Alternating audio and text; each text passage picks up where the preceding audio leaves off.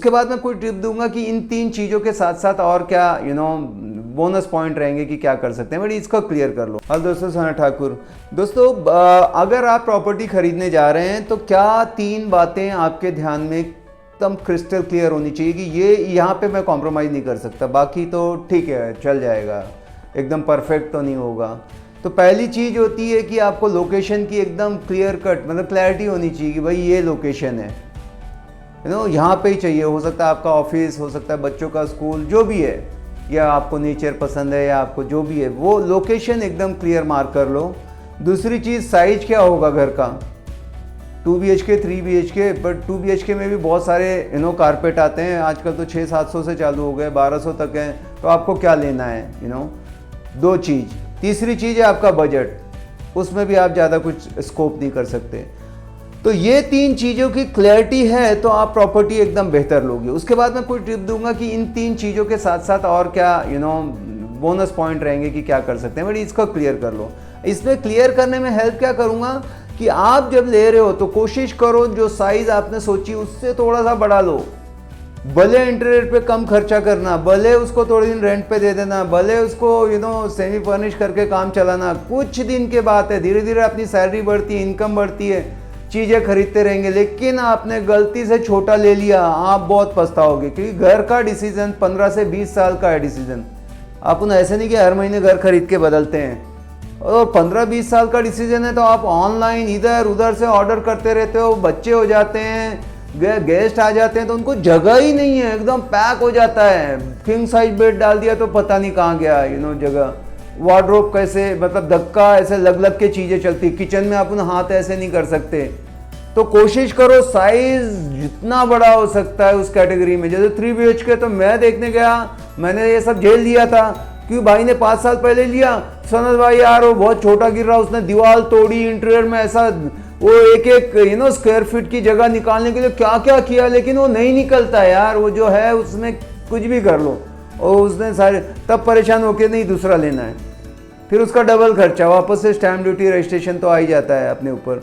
तो बेटर है कि थोड़ा सा स्ट्रेच करो बजट में और साइज में, बाकी चीज़ें थोड़ा कॉम्प्रोमाइज़ कर लोगे, बाद में आप बोलोगे यार सही डिसीजन था।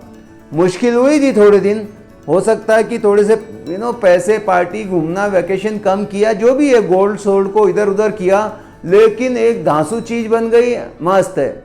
और आने वाले टाइम में जब से ये वर्क फ्रॉम होम चालू हो गया, बच्चे स्कूल से पढ़ने लगे, तो सबको लगता है थोड़ा सा ऐसा स्पेस चाहिए, ऐसा टहल सकें।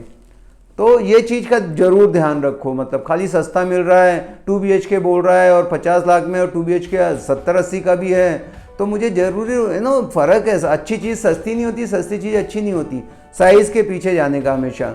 अब लोकेशन में मतलब कनेक्टिविटी मेन चीज़ है, बाकी तो क्या है, मतलब लोकेशन में, और फिर आपके तो नज़दीक होना ज़रूरी है। शहरों में आप देख लो कि टाइम कितना लग रहा है, ट्रैफिक जाम, पॉल्यूशन में आपका जाना आना, डेली अगर कम्यूट करना पड़े तो परेशान हो गए।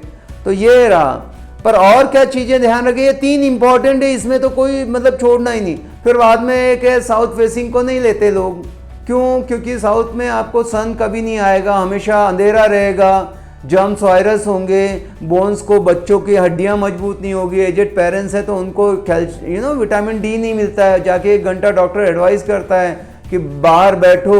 तो बच्चों को लेके ना, मैंने देखा है गार्डन में लिटरली आके माएँ बैठती हैं 1 घंटा धूप सिखाने के लिए, और तो कितनी परेशानी है यार, 24 घंटा लाइट जला के रखनी पड़ती है, लाइट का बिल आपका भर रहा है। तो ईस्ट वेस्ट सबसे बेस्ट होता है, लेकिन नॉर्थ फेसिंग भी चलता है। फेसिंग क्या होता है, अगर घर से आप निकल रहे हो तो किस तरफ आपका मुंह है वो फेसिंग है, क्योंकि उसमें भी आ जाती है धूप थोड़ी सी, तो ये चीज़ का, पर साउथ फेसिंग में ये दिक्कत बहुत आती है, तो वो मत लो। और लोग भी आजकल साउथ फेसिंग की प्रॉपर्टी बेचना मुश्किल हो गया है, नॉर्मल रेट से 10% कम में ही जाती है, same size, same building, same floor, everything is same, लेकिन साउथ फेसिंग फ्लैट 10% कम, 5% कम तो मान के चलो, क्योंकि उसके कस्टमर 70% लोग सीधा ना बोलते, तो वो नहीं लेना है। और दूसरा वेंटिलेशन, नेचुरल जितनी चीज़ें, आपकी हवा आ रही है, लाइट आ रही है, उन चीज़ों का ही ध्यान दो। व्यू अच्छा है, सामने ओपन है, प्राइवेसी नहीं है, अड़ोस पड़ोस में थोड़ा सा देख के ले लो कि कौन है क्या है, आपको सब टेनेंट पे तो दिया हुआ है तो मुश्किल होगा, इधर बैचलर रहते हैं, इधर पार्टी करते हैं, फैमिली वाली सोसाइटी है क्या नहीं है, यू नो, जहाँ पे ऐसे तो नहीं कि सब स्टूडेंट रहते हैं, पास में कॉलेज है तो आपको कुछ ना कुछ दिक्कत हो, या आप यू नो कई लोग हैं, जैसे मैं जहाँ पे हूँ ऑफिस है वहाँ पे सब स्टूडेंट है, तो फैमिली वाले आते हैं बड़े परेशान होते हैं, तो उनको नहीं अच्छा लगता है, तो लोगों को सोशल होना रहता है ना, तो ऐसी दिक्कतें ना हो, ये चीज़ों का आप ध्यान रखें। उसके बाद अगर आप देखें तो पेपर वगैरह तो डेफिनेटली आप बायर हैं, तो मतलब पहले तो एक लॉयर अच्छा रखने का, टाइटल सर्च रिपोर्ट बनाने का, और लोन ज़रूर ले लो, भले आपके पास 1 करोड़ की प्रॉपर्टी है, 1 करोड़ है, अभी हमने एक घर बेचा 2 करोड़ 20 लाख समथिंग, हाँ, अब वो बंदे के पास पूरा रिटायर होके उसके पास पूरा डाउन पेमेंट में पैसा था, पर मैंने उसको ज़बरदस्ती करके ना बोला कि भाई 10 लाख लोन ले लो, क्या होगा, आपका पेपर सब एक्यूरेट हो जाएगा, 1 साल में वापस कर देना, आजकल फोरक्लोजर चार्जेस वगैरह नहीं लगते हैं। तो इतना खुश हुआ कि पहले हम डायरेक्ट बोल रहे थे 1 हफ्ते के अंदर जाके सेडिट करके ख़त्म करेंगे, बस उसने आया साइन किया, हो गया आपका घर। पर जब आप बेचने जाओगे वो आपसे जब commencement certificate, completion certificate, you know, sanction plan, ये एनओसी वो सब मांगेगा, तब आपका दिमाग काम नहीं करेगा और ये पेपर कलेक्ट करना महाभारत होगी। बट अभी क्या हुआ, वो बैंक ने सब आपके ठीक करा दिए। तो ये ज़रूर करो कि आप थोड़ा सा बैंक लोन लो। आप अगर नेगोशिएशन में मास्टर हो, घाग हो, मतलब धाकड़ हो, तो ठीक है, खुद उतर जाओ, खुद करो, नहीं तो ब्रोकर की हेल्प ले लो। अगर वो आपसे कुछ चार्ज लेगा, 2 पैसे लेगा, लेकिन आपके लिए अगर वो अच्छा नेगोशिएट करके अच्छी डील बिठा के देता है तो वर्थ है, यू नो। 1% 2% देना कोई बहुत बड़ी बात नहीं है। नॉर्मल ब्रोकरेज क्या रहता है वो भी अगर बता दूं, तो जो बड़ी प्रॉपर्टी होती है उसमें 1% रहता है, या और भी बहुत बड़ी रहती है तो उसमें बात करके बात होती है, जहाँ पे 100 एकड़ की डील है, और छोटी प्रॉपर्टी है तो 2% लेते हैं, बट हर चीज़ नेगोशिएबल होती है। अब हरियाणा गवर्नमेंट ने जैसे कर दिया कि 1% से ज़्यादा नहीं ले सकते, रेरा आया है, तो यू नो डिफरेंट लोग हैं, अलग अलग हैं, तो आप देख लो आपके एरिया में क्या चल रहा है। जब 3-4 ब्रोकर से बात करोगे ऑटोमेटिक वो बोलेंगे मैं इतना लेता हूँ, मैं उतना लेता हूँ। हाँ, अगर ब्रोकर को आप लेने जा रहे हो तो उसका चेक कर लो क्रेडेंशियल, एटलीस्ट उसके रिव्यू देख लो, भाई ने कुछ किया है क्या है। 5 रिव्यू के बैठा, उसमें से 3 नेगेटिव हैं, तो फिर आप जा रहे हो तो फिर फंसना है आपने। बहुत केयरफुली मतलब उनका यू नो सोचो। ओनर वगैरह से मिलो तो देखो कि भाई कहाँ है, वर्किंग क्लास है तो थोड़ा सा इजी रहेगा आपको नेगोशिएट करके बात करने में। कोई बिजनेसमैन है तो आपको ठगेगा इन द सेंस उससे आप नहीं पार पाओगे, आप अगर सीधे साधे हो तो।